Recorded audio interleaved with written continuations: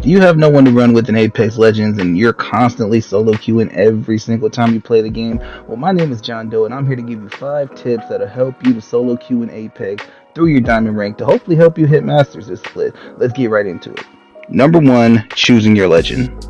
A lot of people will listen to the meta and choose a Pathfinder, a Wraith, or an Octane because of the movement. I personally like to choose a Recon legend. I need to know where people are at all times, so that's why I choose a Recon legend. Randoms do not use their microphones, and typically they don't ping when they're in a gunfight. Now I typically choose Bloodhound, but if Bloodhound's not available, then I will choose Seer. Number 2, knowing when to commit and when not to commit in a gunfight. As you can see right here, 2 teams came with us. One team jumped to the left, and the other team's going to contest us off the jump. We can all agree that Apex Legends is indeed a team game, but when you're solo queuing, your teammates are not always going to be with you and they are going to wander off to do their own thing. Case in point, the Bloodhound already went downstairs to try and get in the fight. I don't even have a gun yet, so he's already knocked.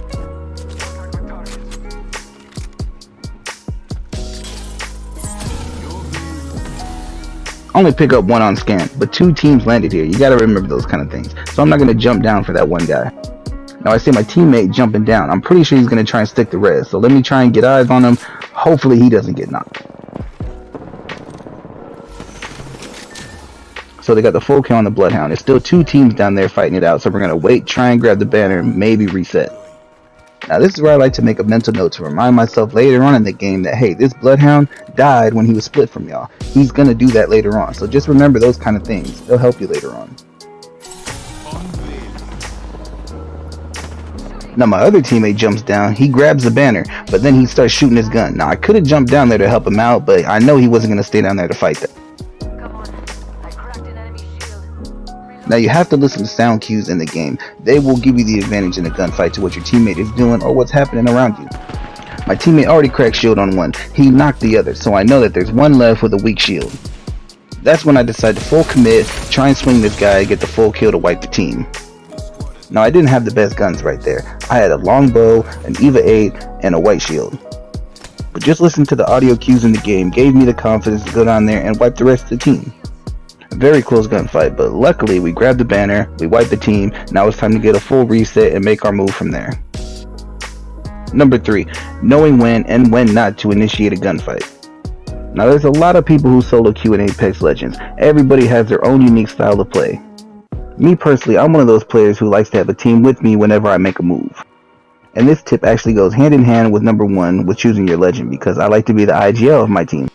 As a Recon legend, it's easy for me to get the information my teammates need so they can follow me in a gunfight and help me out.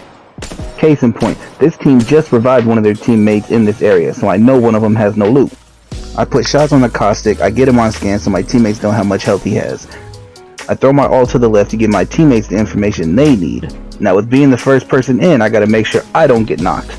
Now in the minimap up to the left, I can see my teammates aren't with me. They're making sure I don't get knocked, which is why you need to stay healthy if you're the first person in.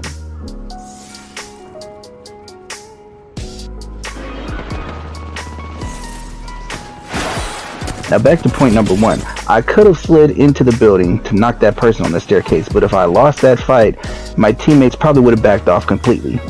So instead of rushing that fight, I chose to play slow. Then the Bloodhound gets the first knock, the Loba gets the second knock, and then I get an assist on the third person, and we wipe that team. Number 4, prioritizing in-game rotations over looting. It's easy to lose track of time when you're in a loot box, scrolling up and down, getting all the attachments that you need to make sure you're ready for another fight. You gotta remember that there are more people in the game besides you, and every second that you spend looting, someone is rotating into your spot to gain the advantage over you, so don't waste too much time. Now I'm gonna make a video about this, but there are 4 different types of backpacks in Apex Legends. And depending on which backpack you have, that'll let you know what kind of loot to carry in each one. Now my backpack is typically like this. The top half is reserved for ammo. I have 4 bats, 8 cells, 2 medkits, 4 wrenches, an ultic cell, and maybe a throwable. It's gotten to the point where I remember that like the back of my hand. So after every gunfight, I'm able to replenish quickly and get to rotating. Number 5, knowing when and when not to take a gunfight.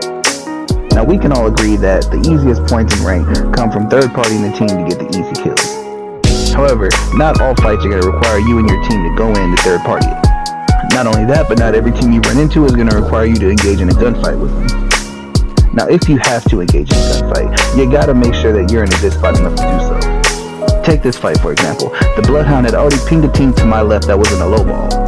Now, while all three of us were focused on that, another team rotated behind us and started shooting us with charge rifles. So automatically, it's not a good spot for us to be in this gunfight. We can't stay out in the open, caught between two teams trying to fight off one of them.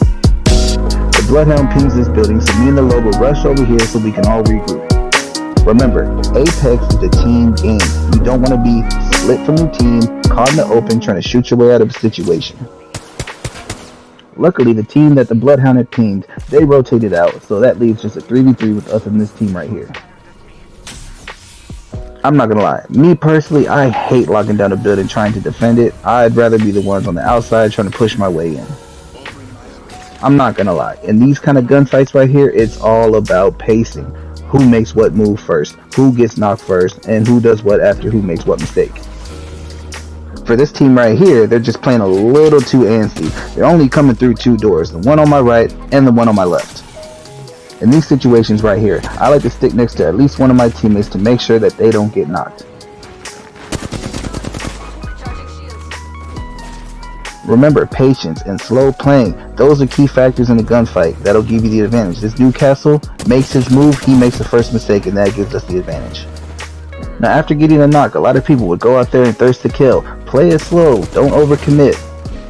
Trust me, teams are looking for you to do that. Someone on the opposing team is looking for you to thirst your kill so they can get an easy shot on you. Don't fall for it.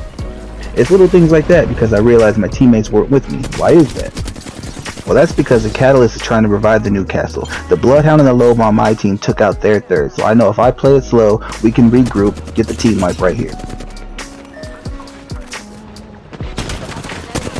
Now, other than that, it's just lucky enough to get two good teammates and how quickly the lobby dies out. Now, I'm going to do a video about this as well, but how to gain consistent RP no matter what rank you're in. Now, you want to have at least a couple kills or a couple assists.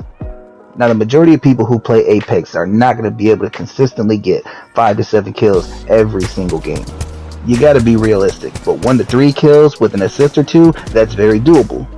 And to secure those kills, you want to take the easiest gunfights that you can. That comes from third partying, or you can take gunfights off the jump when you both have white shields and very minimal loot.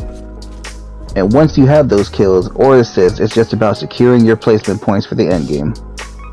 Now, of course, everybody wants to win the game, but you start gaining more placement points when you finish in the top 5.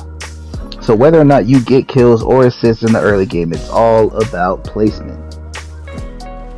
Luckily, in this game right here, I was able to get both kills and assists in the early game, and I've secured my placement points. And honestly, that's been the recipe this entire split. I've gone up from D4 to D2, back to D4, and in this game I'm going to be D3 after this. And honestly, I know I'm going to hit Masters this split. It's just a matter of putting the time and the work in and not losing too many points throughout the day. I think we can all agree, Apex is a very addicting game, and if you're really locked in for a rank grinding session, if you're losing points consistently, you might need to take a step back. But if you still have the itch to want to play Apex, switch up the game modes. Don't sit there and lose points continuously throughout the day. Play pubs, play arenas, do something else besides losing points. I made that mistake one day and went all the way from halfway to Diamond 1 all the way to the beginning of Diamond 3. But hopefully these tips and tricks that I've given you will help you in your rank grind to get you where you want to be. It's still a little bit over 3 weeks left, plenty of time to make a push to Masters. I'm currently sitting at halfway to Diamond 2, so with a little bit of time and effort, I should be able to get to where I need to be. Now, I'm always looking for people to run with, because solo queuing gets tough at times, so comment your rank and your gamer tag, hopefully we can run some games together. Now, I'm still trying to get better as an Apex player myself, so if there's any tips and tricks I may have missed in this video, do me a favor and comment them down below. And as always, don't forget to like and subscribe for more content. Appreciate it. I promise I'm taking what's mine. I promise I'll stay on the grind. Yeah, I promise to work overtime. Yeah, your problems don't weigh over mine.